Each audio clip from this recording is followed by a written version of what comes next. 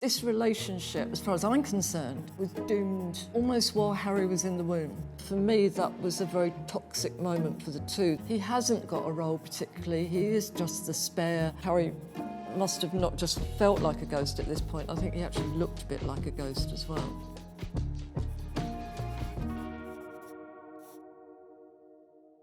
I'm Judi James, I'm a body language expert and author, and I'm going to talk about the deterioration and the disintegration of the relationship between those famous brothers, William and Harry. This relationship, as far as I'm concerned, was doomed almost while Harry was in the womb. If we look at them, though, as small children, we can see how, I mean, they were really brought up to almost take on the appearance of twins.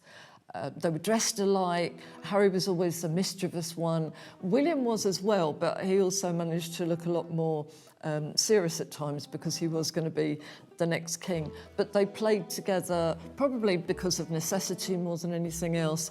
But they did seem to get on. William kept an eye, I think, on Harry to a certain extent. And as long as the family bond was there, they did appear to be extremely happy and quite a complimentary little relationship there, if not a very intense one. After Diana's death, we can see that we would get these photo calls between the three of them. But already you can begin to see a degree of difficulty going on here. Charles wanting to pose as he was, his kilt on, he's standing there as a sort of countryman and everything like that with his two sons. William may be joining him, but William had a role here because Charles was never particularly keen on posing for some of these photographs. And you'd often hear William composing. He almost became the father to his own father to a certain extent on royal occasions like this, helping to compose the photograph, etc.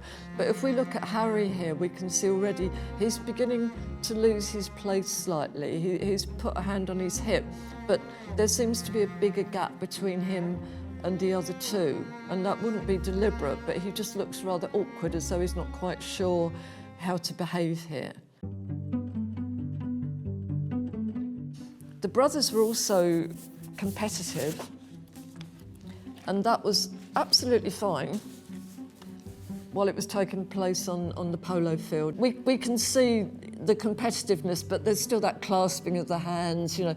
They were kind of friends that competed, and this actually gave Harry a chance to beat his older brother as well, so he could get a little bit of status going there when it came to sports, but there was nowhere else that he had any way of exceeding his brother. He'd always be the young brother who would never achieve even equal status with his brother. I think that can happen in a lot of families, but with Harry, he didn't even have a chance because it was written in the stars. You know, this was William's destiny, that he was going to be king. He was going to be superior at some stage, and Harry would never be able to do that. For me, what encapsulates the moment that I could see and we will be able to see when the brothers really, really began to split. And this was when Harry first started to grow up.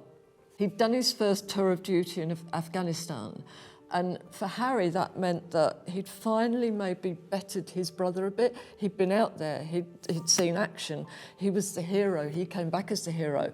And importantly, rather than being the young son of the royal family, he came back, I feel, as a man, and I thought this was his moment. If you watch his body language, when these two are actually conversing, you can see that Harry did want to not be the younger son, not be the playful boy, but come back as the hero, as the man, and maybe even diminish his older brother slightly. But that didn't happen. Now, what we saw here was the two of them using banter. He got hands-on to a job that I absolutely adore. It is still hard work, but I'm better than William, so it's fine. Yeah, just have you been helping him with the exams? Yeah, an awful lot. He needs a lot of help. It's the RAF way, so you have to help the army out quite a lot. Now, banter's great if people get it. It needs to be finely tuned, though. In terms of body language, I don't care if you've grown up together or not, you need to be watching one another. You need to be seeing, is this going down okay? They needed to remember the fact that it wasn't just the two of them being playful and having banter. They had cameras there. The world was watching. And so what we got from William was a lot of banter that wasn't working for Harry anymore at this point. William was relentless. Harry was talking about his tour of duty. He was talking about his work as a... He was being very grown up and very much the hero. But William was coming in with comments, and they did pick up on it together, but we were getting things like, one of them was calling the other Baldy and the other one was saying Ginger, and it wasn't apparently where Harry wanted to go, but William didn't seem to pick up on it.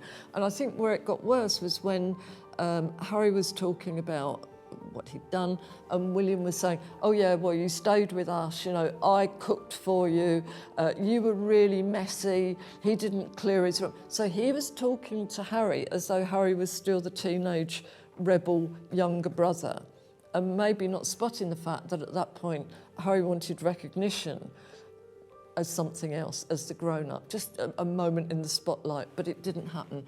And for me, that was a very toxic moment for the two, that wasn't recognised.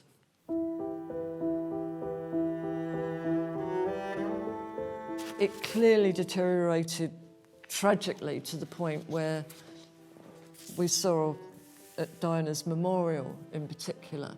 I was quite amazed when the two brothers both came out side by side. That's really how much it had deteriorated. Too much had been said, things weren't going to get forgotten and forgiven. And we got this back-to-back pose that really seemed to illustrate how far apart the brothers had become. However, the one thing that I would point out is, despite everything, we also get to see strong mirroring between the two of them. As they stood at the memorial, they looked like twins again. Now, that mirroring seems to be part of who they are and how they are. It's never gone away. And I know Harry and William both say, I love my brother, but, and for me, that mirroring, which is subliminal, it will even be if they're feet apart. I've even seen it happen when they're making appearances in different countries. You can see one of them using the body language that would be a very signature look of the other one. There were some differences between them here, and I think they were deliberate. So William standing more upright, Harry, if we can see, wanted to look a bit more casual, hands on his hips, even while they were joined in this moment of grief. But their body language otherwise was very similar. And even though they weren't particularly speaking at that point, apart from a little bit of forced chat, something in their psyche was very strongly linked. The most poignant moment, or moments, came at the coronation. This was an event where Harry returned to watch. He was put, how many rows back? I think it was 3-4 rows back, which, you know, when you go to the theatre, that's a bit not on, isn't it really? You want to be in the front row. Celebrities go in the front row, etc. You wouldn't be 3 rows back at some Paris fashion show. But he was shoved further back, and that would be a very strong and emotional message for him. So we've got William literally miles away, both emotionally, mentally, etc. And then we've got Harry so isolated, probably his own fault, you might argue, of course, but so isolated behind them, and watching everything else go on, even watching his nephew, George, who used to be his playmate as well when he was in the UK. They had a very strong relationship. Watching him being a page boy, you know, it was like these 3 generations. And I think Harry must have not just felt like a ghost at this point, I think he actually looked a bit like a ghost as well. And then a moment of tragedy and mourning after the Queen died, when Harry came back to the UK, this time with Meghan. But what I think is so poignant, again, between the brothers, and it's what I mentioned before, even with all, I won't even say water under a bridge, I mean, it's like murky flood water under a bridge.